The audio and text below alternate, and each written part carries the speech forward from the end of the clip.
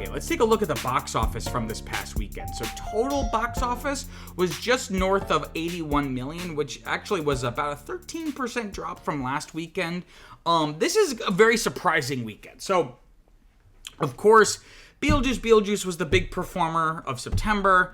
It's precipitously dropped, I would say. So its second weekend dropped about 54%. This weekend it's dropped about 49%. So it keeps having these, basically having, have HALV, right? INT having its box office return. But you would think maybe that would get replaced by some of the new movies coming out, but we got a little bit of some disappointment here. So the big new movie coming out this weekend was Transformers 1. So this is the animated Transformers kind of prequel. I've heard people describe it as almost like X-Men First Class, but for Transformers. Kind of the origin story of Optimus Prime and Megatron and all the other cast of characters.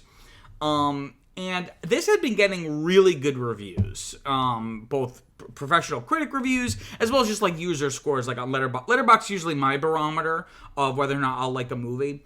And this has like a 3.8 or something out of 5, which is way more than I thought it was gonna. Kind of that it's way better reaction than I thought it was gonna have, because the trailer, at least the one trailer I saw, looked awful. It looked like a straight to streaming movie in terms of like the level of the writing. The animation seemed good, but not great. But people seem to really, really like this. And it was projected to make about 40 to 50 million. But unfortunately, as you can see here, it did not reach those projections. It only made about 25 million. I did have the biggest per theater average, though, at about $6,300 per theater.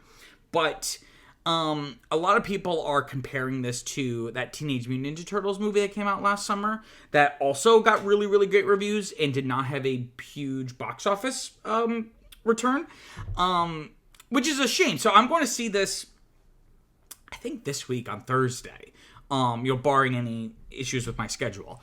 So, I mean, I'm cautiously optimistic. I've never been a huge Transformers person. Like, I really liked the live action ones when I was a kid, like the first one, and then the second one, and then after that, I don't think I watched any of them.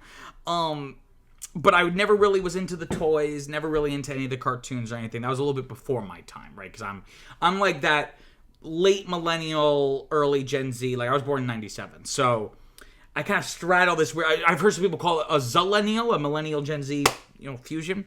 But so Transformers was definitely maybe like a generation or two before me, like when it was really, really popular in like the late 80s, maybe early 90s. So I'm cautiously optimistic about this. Again, I'm sure I will enjoy it, hopefully. Again, I'd be shocked with the reaction it's been getting if I think it's awful. But again, this is a little bit disappointing for Paramount, which I believe, wait, hold on. Hold the phone here. If I'm not mistaken, Paramount distributed the Ninja Turtles movie last year as well. So this might be a Paramount problem, right? Like marketing, or I don't know what's going on here. I'm shocked that it didn't meet these projections. So for context, I'm not making these projections up. Like, I'm sourcing this from like reputable projection sources, like Box Office Pro, Box Office Theory, the trades, things like that. So the fact that it fell so short is surprising. And this only brings its worldwide total is only around 39 million, and it had like something like $111 million budget. So we'll see if it has legs, but that's really disappointing if you are Paramount or if you're a Transformers fan. Also opening this weekend, we had that Halle Berry, not Halle Bailey, Halle Berry, the OG Halle Berry, like kind of horror thriller film, Never Let Go, opened at number 4.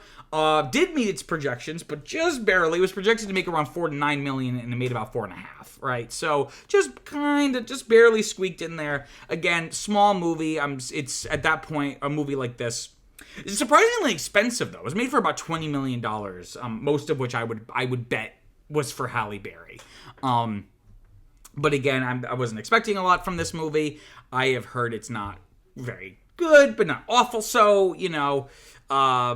it is what it is. It only opened domestically, so that $4.5 million right now is all that it's made. Again, not a very good percent return over there, as you can see on the far right column. Very, very red. So we'll see how long this lasts in the top 10. I maybe give it another week or two and it's gonna be gone. Also opening this weekend, we had the film The Substance, which I guess is this kind of... Well, let me pull up Wikipedia. Let me see like how they describe it, right? So it is a satirical body horror film, and it stars Demi Moore and Margaret Qualley and Dennis Quaid. And it follows a fading celebrity played by Demi Moore who decides to use a black market drug, a cell-replicating substance that temporarily creates a younger, better version of herself, who's played by Margaret Qualley, and this unknowingly gives her horrifying side effects, right? The trailer for this looked really cool, and the reviews have been stellar.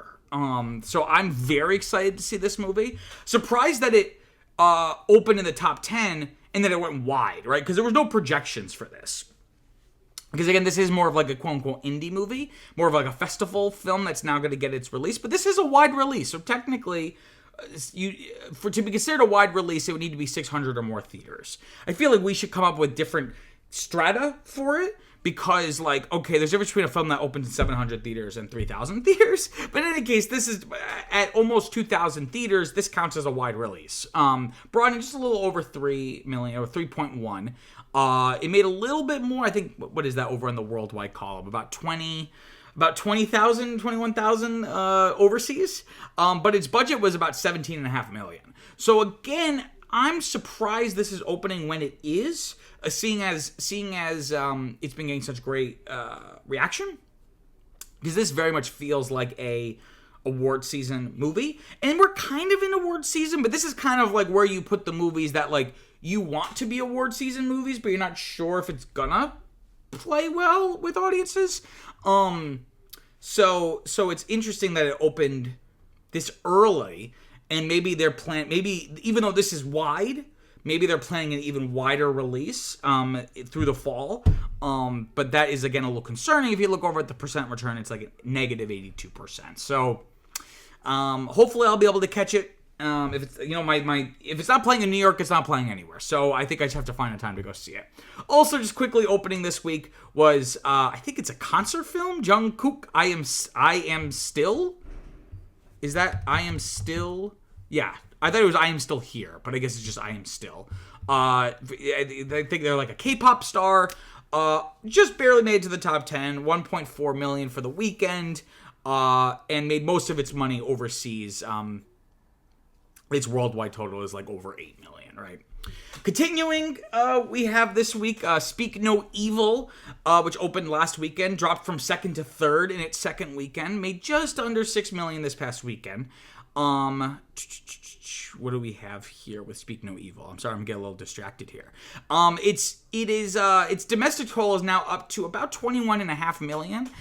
So it already kind of has a on the path to being of quote unquote having legs, right? If you see in that domestic multiple column, once that number crosses the 2 threshold, I would say it has a little bit of longevity. But ideally, you want to see it reach the 3 or even past the 4 mark. But its worldwide total is over 42 million. And I believe last weekend its worldwide total was about 21 million. So it basically almost doubled its worldwide total, which I was not expecting. I think actually it more than doubled its worldwide total. And it was only made for about $15 million. Of course, this is the English language remake of I always forget what it is. I think it was Denmark, maybe? I think it was a Danish film. Where was this made? Danish psychological horror thriller film. Again, it's gotten good reviews, but not great.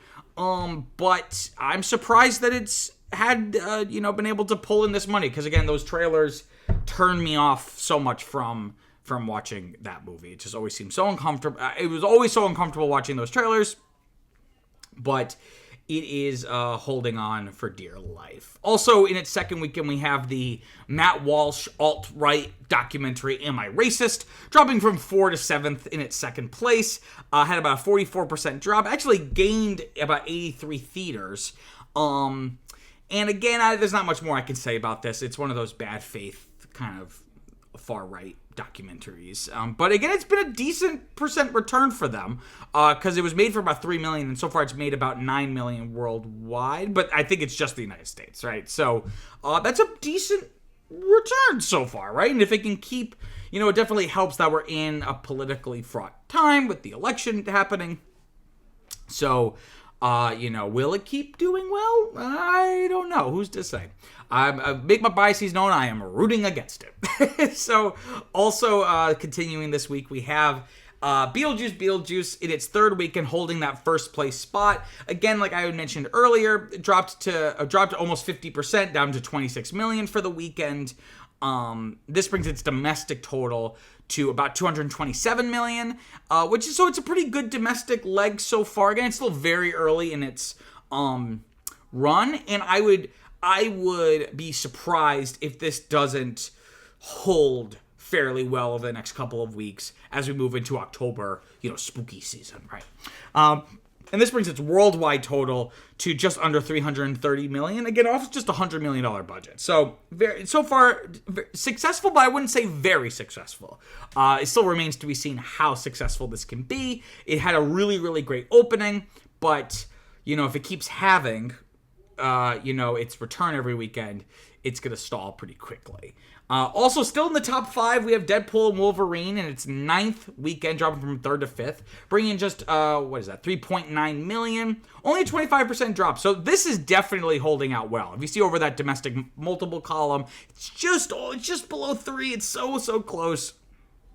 This brings its domestic total to 627 million, and its worldwide total to well over $1 billion, at 1.3 billion, off of just a $200 million budget. So I believe this is the second highest grossing film of the year after Inside Out 2.